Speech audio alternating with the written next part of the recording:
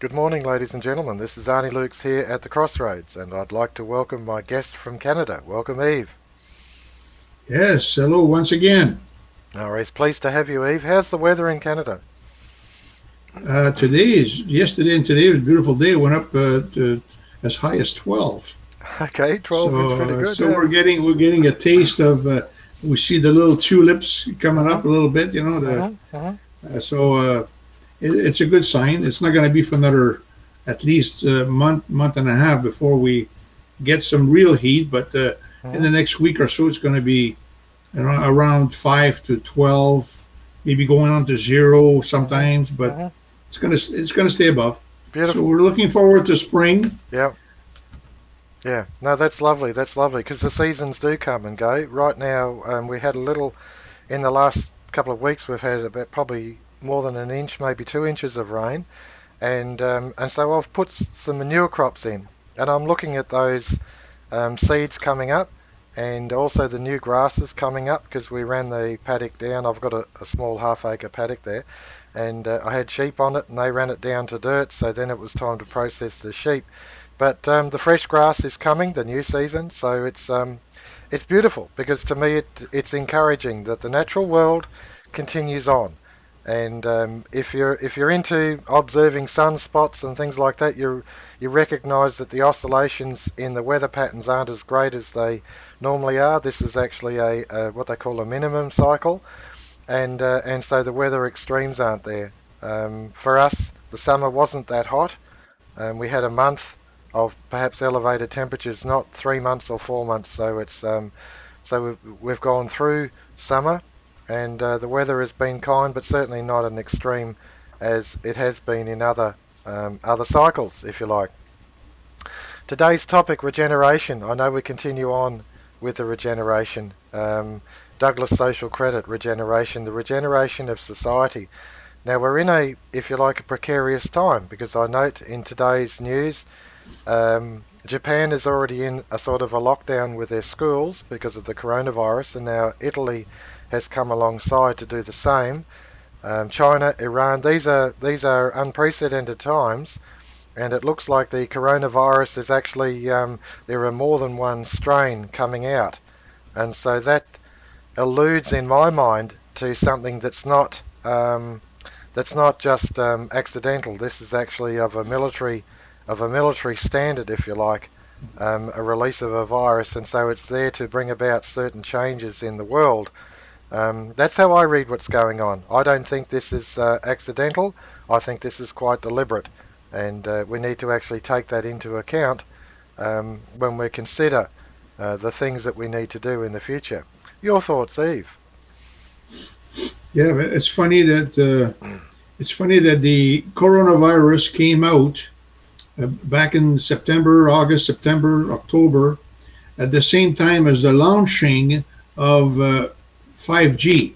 Mm, So that's a funny thing. I was listening to a video where somebody pointed that out, and it says, "Isn't that funny that the disease comes out at the same time as the launching of 5G, mhm, which the 5G, as everybody knows, is going to be a very powerful internet transmission waves, as much as 60 gigahertz, and we're getting into the scientific of it. I'm not a science man for wavelengths and that kind of thing, but we talk about it a little bit and we get some information here and there. But mhm, the fact is that they're doing something around the world that's not,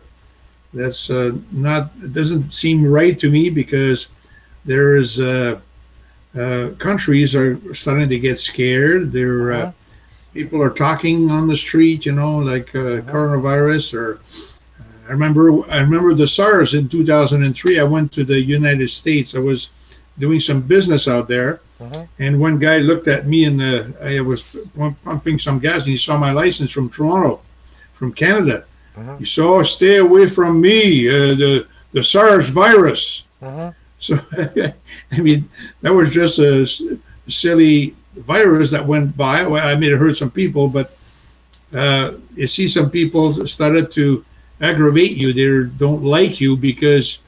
So I don't know if that's going to have some, the prisons I've seen on the news today, the Hmm. prisons in Italy, they're fighting inside the jails because they cannot go here and there. They're already prisoners, but Hmm. they cannot go, let's say, to the cafeteria, or so that the spread of coronavirus Yeah, doesn't get around. So yeah. there's all kinds of things happening, of course, but I can see the elites planning something to arrange something to maybe give us a solution. Hmm.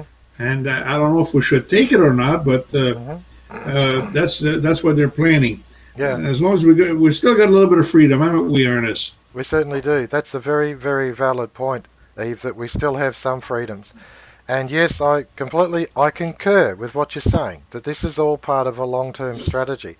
And the fact is that since Y2K, the year 2000, the internet bug that was supposed to bring planes out of the sky and stop industry from functioning, which never happened, it never eventuated.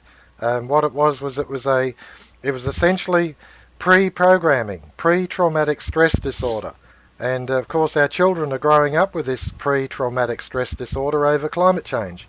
So we've got the viruses, we've got this climate threat, computer threat. We've got all these things that are actually programming us to be fearful. And in this state of fear, of course, it's people are more easily managed. I read in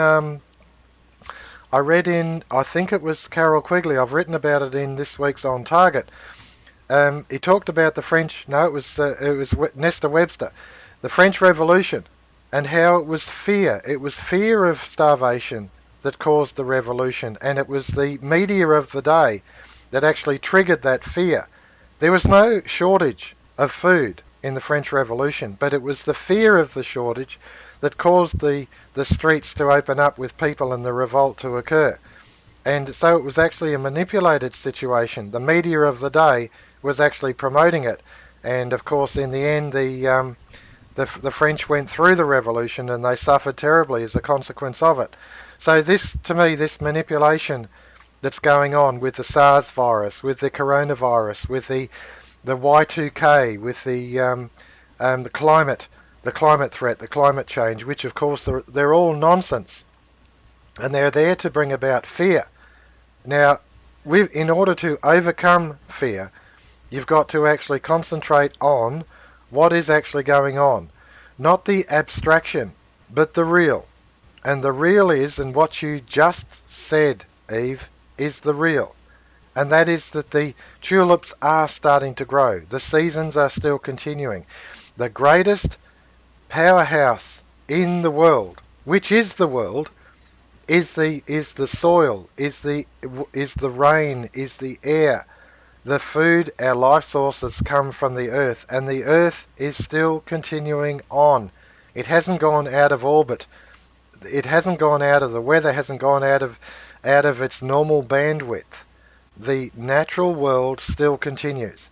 And in order for us to overcome fear, we've actually got to concentrate on what is, observe it, see how it's actually working in the real world, and recognize that the real world is still functioning within normal parameters.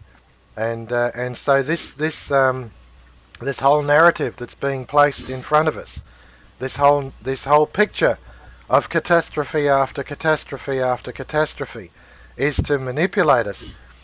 The proposed, you asked for a solution. It suggests that there'll be a solution. Of course, the solution, the filthy lucre, filthy money, germ-ridden money. You know, if it's germ-ridden, if money actually does hold germs, why the dickens was money made in a fashion in that instance? Why wasn't it made in a fashion that didn't hold germs? Even that is contrived, is pre-thought through. And of course, they'll offer us something like a cashless society. Use your credit card, and they'll issue us with what? Because of the climate change, they'll issue with a ration card, a carbon credit ration card. It's all preordained. This is all pre-thought through. This is all about world government. And of course, it's up to us to actually look to the real world, to look to the good, to look to community, to look to God. Your thoughts, Eve? Yeah, I like the part about God. Hmm. The I don't like the part about the cities in the United States and Canada Hmm. with the streets right downtown, right in the main streets, full of homeless people. Yeah. And funny enough, the police don't seem to go there and want to monitor them. You know, come on, go home, do this, do that. They're not even touching them. No. So these people are left free to roam around on the streets. But one funny little thing that happens, they make sure that their drug, the access to drugs is available. Hmm. So these people, all day long, they deal with drugs. That's how they stay alive. A lot of them, and and I mean, half of them, you listen to them on the news or the videos that you can watch. Uh, some of them are smart. They think about, oh yeah, but this is what keeps things going, the drugs and everything else. But a lot of them, they can't even talk. They're flat down on their stomach, and they're dying on the street and this and that. So it doesn't look very good for many cities. And you mentioned earlier that it is actually wanted, and it is actually something that when people look at, oh, I don't want to be homeless. Hmm. I better get to work here. I better do something. Hmm. I better pay my taxes. I better Yep. do whatever. Yep. So it's all kind of planned to make people. They set people to fail. Well, this is kind of a failure right there, Yep. and I don't know. It doesn't look good for those people. But even the people that are working and have homes, they struggle to pay their monthly bills. Hmm. I mean, you don't have to be homeless. A lot of people have jobs and they're homeless. Hmm. So I know. it's Yeah. something wrong there. Yeah. Absolutely. Absolutely. The in my view, the West has been deconstructed since the Second World War, which was really probably the highest material standard of security that the West has achieved. It goes to show you that if the credits are released and industry is put to work, the productive potential is there not only to lift the standard of living of everyone in the community, but also to execute the war, which of course is just wanton, flagrant destruction. And that's all it is. Mass export of bombs and tanks and aeroplanes and things like that.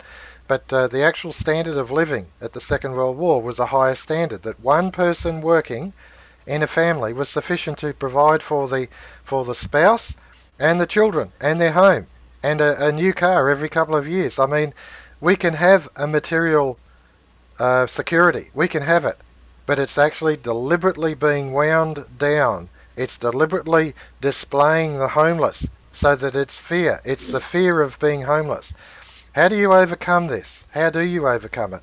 And in my view, it is that you actually work together in community. You actually look to your neighbour, you look to your relatives, the local community, and you start to look and you start to think, well, okay, if they're going to ration us, and they are, if they're going to short supply water or electricity or food or transport or whatever, if they're going to put us in a siege situation, a lockdown, Japan is in lockdown, Italy is in lockdown. If they're going to put us in a siege, how do we overcome that? We overcome that by looking to our neighbour and having a meeting and saying, okay, they're going to do that to us. What can we pool? What can we work together on? Well, I've got water. Okay. I've got solar energy. I've got electricity. Okay. So that means that we can perhaps each run a fridge. You look to it. I've got some land. Okay. Well, it's spring. Let's put some crops in. Let's put some potatoes in. Let's put some things that don't need a lot of maintenance, but you know that there'll be food at the end of it. Let's put those things in the ground. Let's get some fruit trees in the ground. If you haven't already, let's graft some alternative out of season fruits onto the tree. All these sorts of things. So to me, this is the how do you actually overcome what's coming at us? How do you overcome? You work together. You actually build community. You regenerate society. You regenerate culture. That's what this is about. In order to overcome, you need to rebuild, and the rebuild starts right now. Your thoughts, Eve? Yeah, that's good thinking.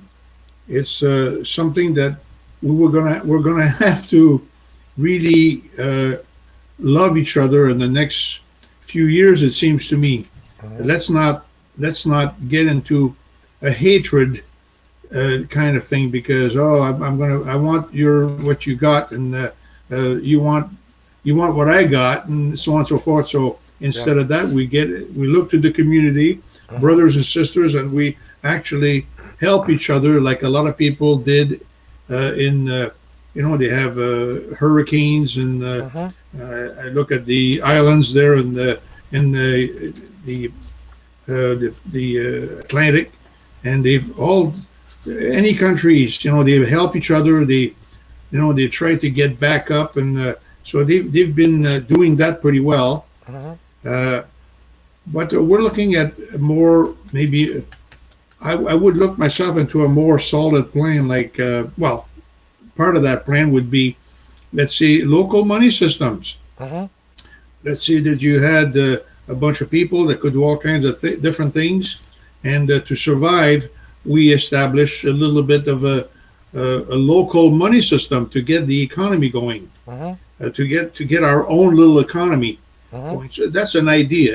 Yeah. Uh, so there's all kinds of things that we can do. Hmm. Uh, I can see maybe some people wanting to share, but some people are richer than others, so maybe they don't want to share with that one individual that doesn't have much. So I don't know. That's something that people will, like I said, will have to really look at each other and say, like, I'm going to help you. Yeah. It doesn't. It doesn't. We got to survive this. Yeah. So when you get into a disaster time, the one thing that I would fear the most myself is loss of becoming a cashless society, losing our cash. I go in a store every day.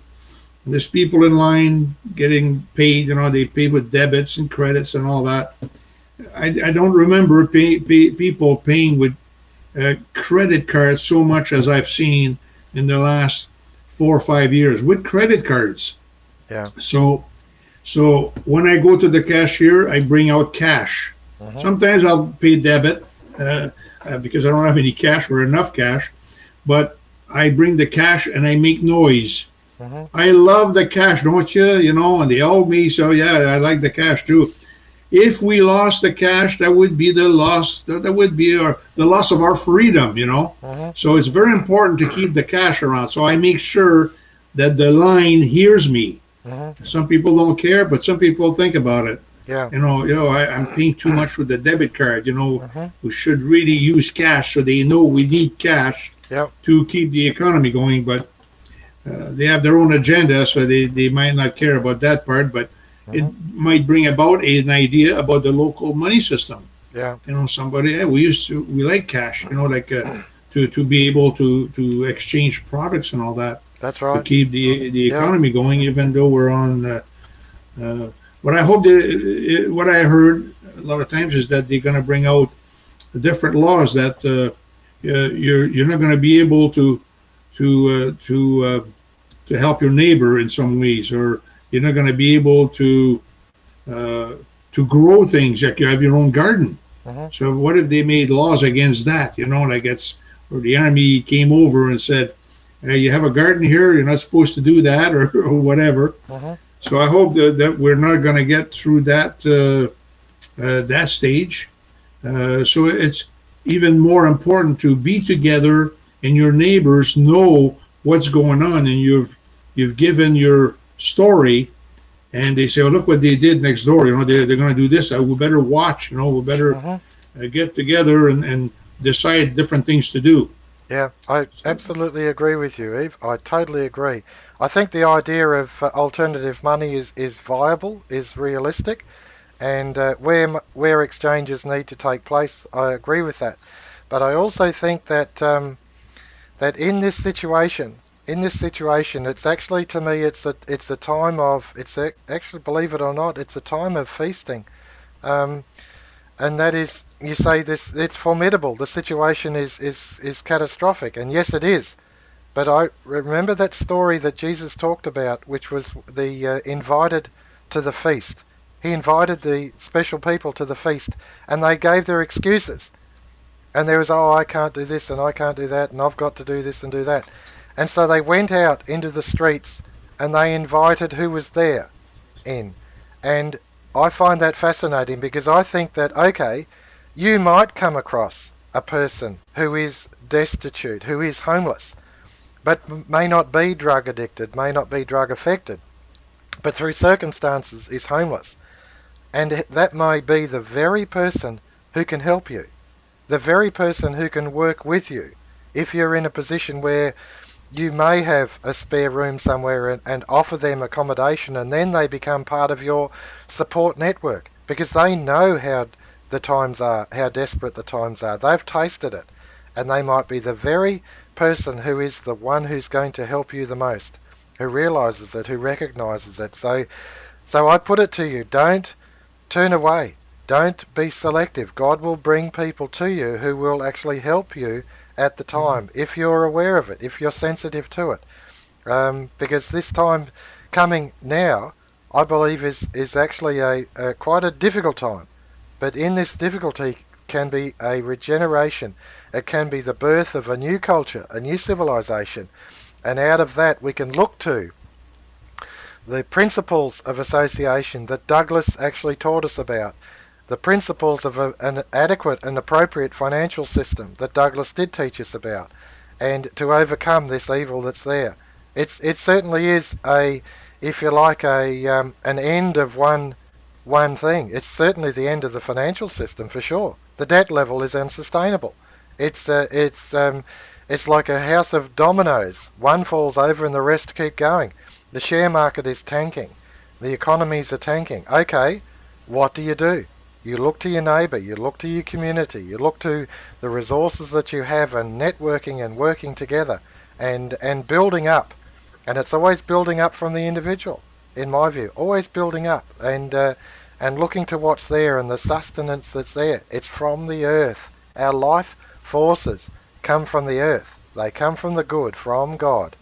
Your thoughts, Eve? And maybe we can get a hold of our politicians and talk to them too. That's right.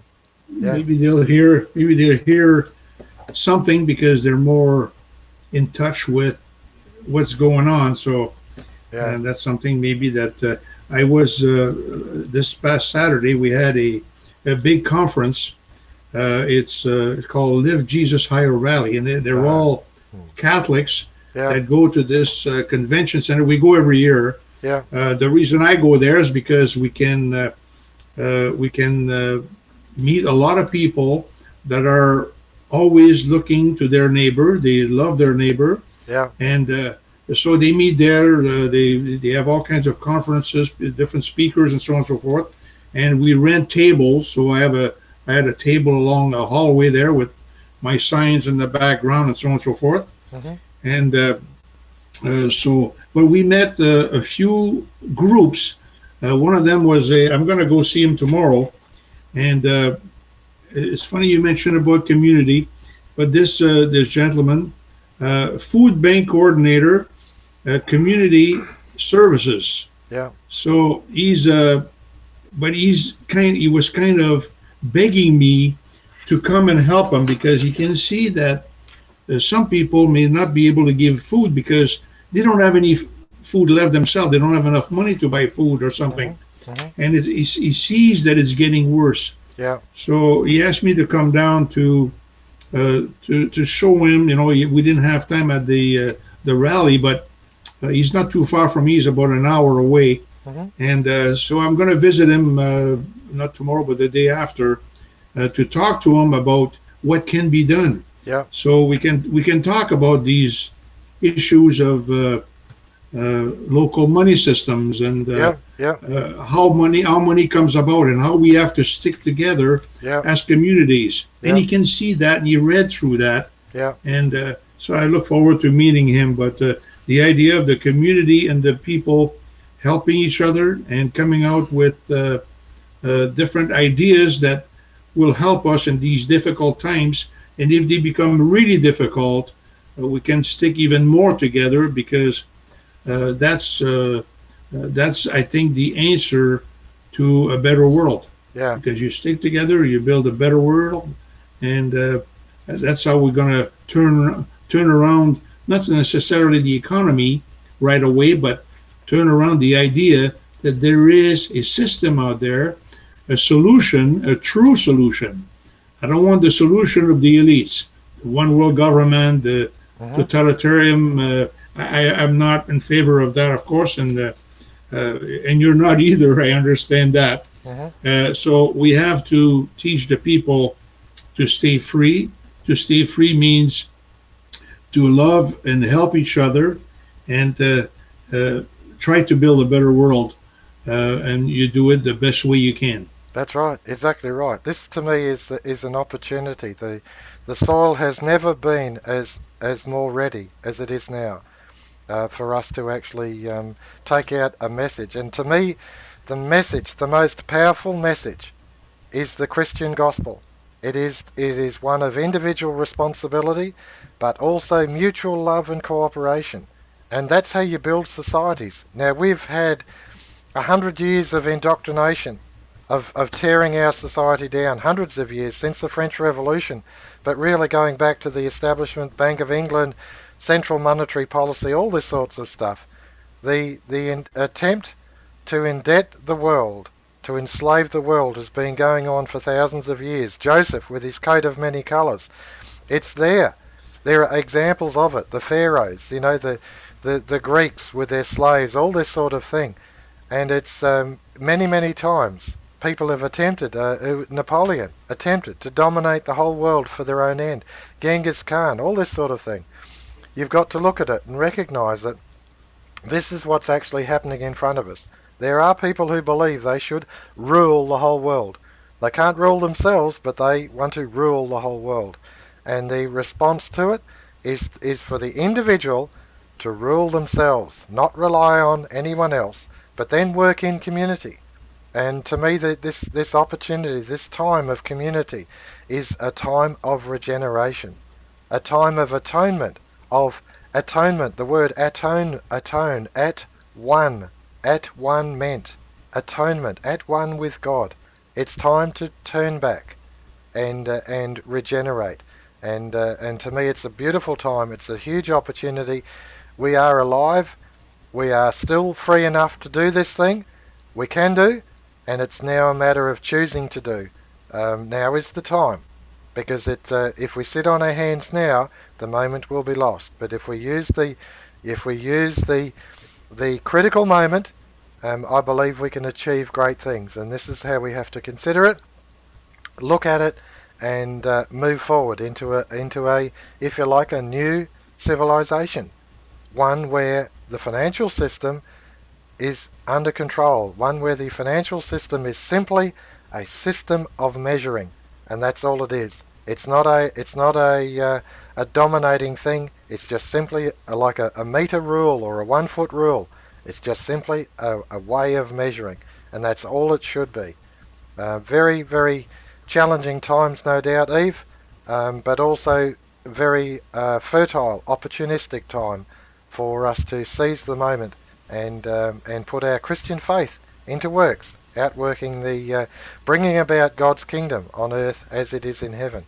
We're at the 29-minute mark, Eve. Any closing thoughts and comments? Well, my closing thought is we look to the future, and we try to establish a social credit society, which would free us from all this tyranny that we've been enslaved for many years now. And I think it's about time that we change our ways by maybe not getting as greedy as we have been in the past. A lot of us are getting greedy because we're put that way. We're forced to be greedy. So we have to look to a system like social credit so that human beings can be served by the system, not us bowing down to mammon or the golden calf or money. So Hmm. the system has to help the people, Yeah. not the other way around. Yeah. Yep. No, That's my I final agree. thought. I agree. And the words of Christ, the when he said the Sabbath, the Sabbath was made for man, not man the Sabbath. The systems are made for man. The system of law, the system of economy, the system of politics, they are all made to serve man. And even if you like, the system of church, it's there to serve man. It's to provide an understanding, a clearer understanding, and provide the material security. That's the purpose of it. It's not one of power. And remember that Jesus was tempted. He was offered all the kingdoms of the world, and he rejected it. He rejected it, and so should we. And to me, that's the challenge before us. It's a beautiful time. It's a tough time. But that's why we're here, because it's within our capacity. We are the people that can bring about God's kingdom on earth for this generation. Thank you so much, Eve. Thank you, ladies and gentlemen. Thank you, Arnis.